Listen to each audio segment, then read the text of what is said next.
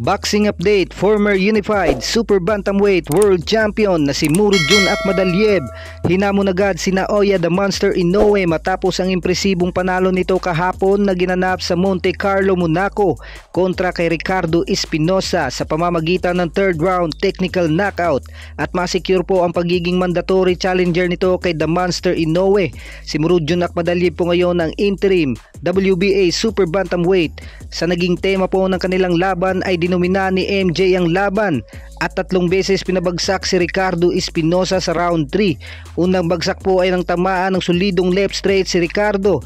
1 minute and 34 seconds ang natitira sa round 3. Medyo natagalan po ng pagtayo si Espinosa. Halatang ininda ang suntok ni MJ. Subalit nakapagpatuloy naman ito sa laban. Pangalawang bagsak po nito ay nang subukang makipagsabayan kay Akhmadaliev. 1 minute and 3 seconds nang abutin ng magkasunod na left and right hook si Ricardo mula kay Akhmadaliev.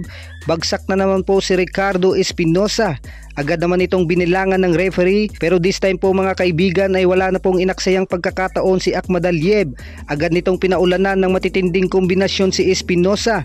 Wala nang 10 segundo ang nalalabi sa round 3 ay dito na po natapos ang laban nang kumonekta ang 1-2 combination ni Akhmadaliev. Bagsak muli si Ricardo Espinosa at dito na po tinigil ng referee ang laban. Kaya naman the winner by a third round technical knockout, Murodjon Akhmadaliev, at nag-improve na ngayon ng kartada sa 13 wins, 1 loss with 10 knockouts. Matapos ang laban ay agad nitong hinamon si the Monster Inoue, subalit mabilis lang sumagot si Inoue sa hamon ni Akhmadaliev.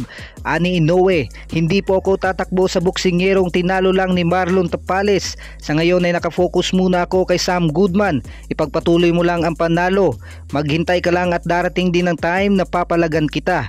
Samantala sa iba pang balita, na upset po si Jaime Munguia ng boksingerong hindi gaano kalakas ang knockout power na si Bruno Surace. In control pa naman po sana sa laban si Munguia mula round 1 hanggang round 5 at pinabagsak nito sa round 2 si Bruno Surace nang tamaan ng matinding left hook.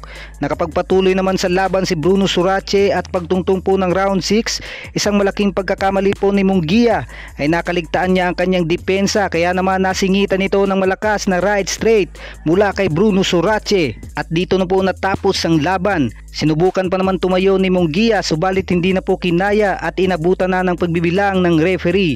Kaya naman the winner by a 6 round technical knockout, Bruno Surace, at nag-improve na ngayon ng kartada sa 26 wins, no losses, 2 draws with 5 knockouts. Habang si Jaime Munguia ay may 2 talo na sa kanyang kartada at ito na raw po ang sinasabing upset of the year.